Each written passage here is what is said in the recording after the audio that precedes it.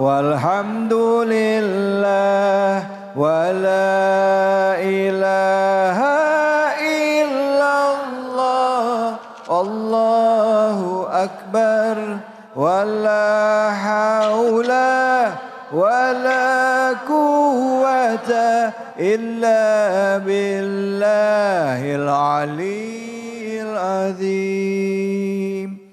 Subhanallah walhamdulillah wala ilaha illallah Allahu akbar wala haula wala quwwata illa billahil aliyyil azim. Sallu ala Nabi Muhammad. Baik, tadi sudah kita dengarkan nasihat agama dari saudara kembar saya. Lain bapak, lain ibu. Ustaz Tile kita doakan panjang umur. Mudah-mudahan bisa gemuk dikitan. Ya. Ayat selanjutnya itu ayat keberapa ibu tadi? Ayat ke-11. Ya ayyuhalladzina amanu la yaskhar qaumun min qaumin asa ayyakunu khairan minhum. Di sini ayat juga makanya jangan saling kita nih nggak usah saling cela-mencela. Satu kaum ke kaum yang lain. Nggak perlu kita cela-cela orang. Satu laki-laki, kaum laki-laki mencela kaum laki-laki yang lain. Kenapa? Asa ayyakunu khairan minhum. Mungkin orang yang kita perolok-olok itu lebih baik daripada kita. Kita cela orang. Oh betulnya kok ke saya gitu. Artinya nggak perlu kita mencela orang. Kemudian wala nisaun min nisain asa ayyakunna khairan minhunna. Yang perempuan juga nggak usah nyela-nyela perempuan yang lain. Mungkin orang yang kita cela-cela itu lebih baik. Itu jilbabnya saya tahu itu. Ngutang 17 tahun. Wow. Buat apa kita mencela-cela orang? Wala talmizu anfusakum. Nggak boleh kita saling mengejek. Saling menjatuhkan. Saling iri. Saling dengki. Apalagi model apa? Ada tuh di dalam Al-Quran apa? Apa kata Allah Subhanahu wa taala ayat selanjutnya? Wala tanabazu bil algab. Lihat. Wala tanabazu bil, enggak usah juluk-julukin orang. Tentang pecinya dia selalu makin miring. Mana Pak Haji? Oh Pak Haji miring. Oh Pak Haji miring. Enggak boleh kita ya jelek-jelekin orang itu tidak boleh. Apalagi yang paling jelek apa? Dikatakan Allah Subhanahu wa taala bi'sal ismul fusuq ba'dal iman wa man lam yatub minhum faulaika humul zalimun. Bi'sal ismul fusuq. Jadi begini, ada orang mukmin sejelek-jeleknya panggilan orang fasik setelah mukmin.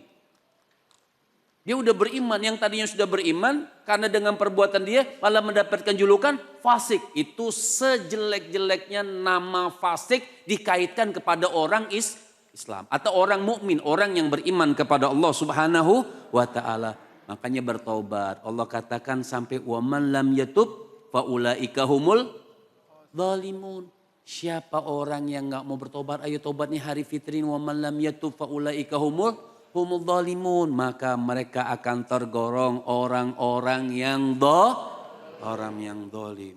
Ini singkat nih karena harus kita bahas semua ayatnya. Dan tapi mohon maaf, di ayat 11 ini kayaknya memang perlu pendalaman yang lebih luar biasa karena kan kita dalam rangka bulan suci Ramadan ya. Bib. Betul. Seringkali Idul Fitri. Idul Fitri ini kita seringkali terperosok ya Bib. Kadang mengejek teman atau ngajak teman bercanda itu kan suka ya Bib ya. Betul. Pakai sebutan-sebutannya itu termasuk ini gak sih Bib? Termasuk, maka ini ayat sudah diberikan oleh Allah. Akhirnya semua detail Al-Quran tuh kalau bahkan yang suka juluk-julukin orang tadi kan yang sering tuh juluk-julukin tuh. Ya. Maaf nih mukanya ada tompel namanya bagus Abdullah si tompel. Wah. Kan juluk-julukin orang. Namanya sudah bagus Abdullah tapi dipakein julukan dengan lagop seperti itu. Makanya ayat selanjutnya bagus juga Ustaz Dafiq. Ya ayyuhalladzina amanujtanibu kasiran minadh-dhon. Inna ba'da dhanni ismun wala tajassasu wala yaghtab ba'dukum ba'dha ayuhibbu ahadukum ayyakula lahma akhihi maitan fakarihtumu wattaqullah innallaha tawwabur. Enak nih kita ngaji nih, jadi ibu-ibu baca juga ya. Artinya ya ayyuhalladzina amanu ijtanibu katsiran minadh-dhon. Makanya kita nggak usah banyak prasangka. Karena sebagian prasangka itu buruk, berarti nggak semua prasangka itu buruk. Misal kita prasangka sama Allah, ketika kita dapat musibah, oh ini Allah mau ngingetin saya, berarti prasangkanya bagus gak? Berarti tidak semua prasangka, ini enggak kan? Lihat orang beli kulkas kita yang beku. Ngomongin orang macem-macem. Itu karena kenapa? Itu ismun. Buruk, jelek, dosa dari Allah subhanahu wa ta'ala. Jadi ini hari yang fitri, hari yang bagus nih. Hindarin tuh sudah kita ngomongin orang itu sudah tidak bermanfaat. Udah omongin aja diri kita didik keluarga kita. Betul kata Ustaz Tire, sekolah yang bagus kemarin Ramadan itu sekolah yang sudah bagus. Nih lulusannya nih kita nih. Makanya dikatakan ata Ramadhanu mazra'atul ibad. Datangnya bulan Ramadan itu mazro'ah, sawah ladang buat kita. Nih kita ngetam nih. Insya Allah ibu yang sudah mulai kriep-kriep saya doain duitnya banyak. Ya, langsung kriep, duitnya banyak. Langsung melek. Idul Fitri masih kriep kebanyakan ketupat ini. Nah, jadi wattaqullah. Artinya kita nih nggak mau makan. Kita disuruh nih ada mayit saudara kita nih bahasa di dalam Al-Quran ada mayit saudara bangkai kita makan. Mau nggak? Fakarihtumu, kita pasti akan merasa jijik. Jijik kita. Makanya kalau tidak mau begitu, jangan kita menggunjing kita punya saudara kita sendiri. Mudah-mudahan Allah subhanahu wa ta'ala panjangkan umur kita. Amin. Diberkahi kita dunia dan akhirat. Amin, amin ya rabbal alamin. Terima kasih banyak Habib. Bu, saya mau lihat siapa yang mau nanya. Angkat tangannya semua yang mau nanya silakan. Iya, baik. Mana tadi orangnya? Iya, silakan tadi. Mana? Iya, ibu. Ini belakangnya. Ini dia nih, bajunya hitam, ya jilbabnya biru, ya silakan. Ini Gen Z ini, Gen Z atau Gen Z? Silakan. Silakan. Assalamualaikum warahmatullahi wabarakatuh. Waalaikumsalam warahmatullahi wabarakatuh. Perkenalkan nama saya Rizkiana Alfihuda dari sekolah SMK Giri Taruna 2 Bogor. Sebelumnya mohon maaf Ustadz, saya izin bertanya. Bagaimana cara membersihkan hati dari rasa iri dan dendam yang sudah lama tersimpan? Rendam sabun. Terima kasih. Wassalamualaikum warahmatullahi wabarakatuh. Waalaikumsalam. Nyamber aja. Silakan Beb. Artinya Masya Allah cara membersihkan hati memang gak gampang. Tapi tetap harus kita bersihkan kita punya hati. Orang yang masuk syurganya Allah subhanahu wa ta'ala yang bagus hatinya. Di antara yang bisa membersihkan hati, apa kata Allah subhanahu wa ta'ala? Allah katakan istaghfiru rabbakum innahu kana ghaffara yursilis samaa alaikum midrara wa yumditkum bi amwalin wa banin. Saya teman ibu-ibu sini baca ayatnya nyambung. Bapak-bapaknya juga nyambung diem. Ya. Mau Artinya kenceng. istaghfiru rabbakum. Obat yang paling bagus buat hati itu istighfar. Obat yang paling bagus. Buat hati istaghfiru rabbakum innahu kana ghaffara. Terus karena kenapa Allah suruh kita membaca istighfar? Karena istighfar itu yang mengampunkan kita punya dosa. Kan berarti dosa.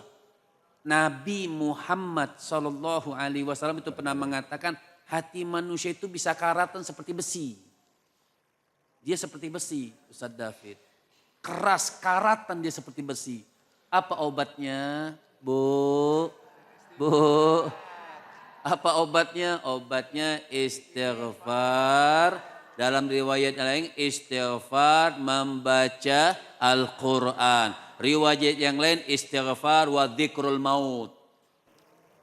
Artinya beristighfar dan mengingat mati.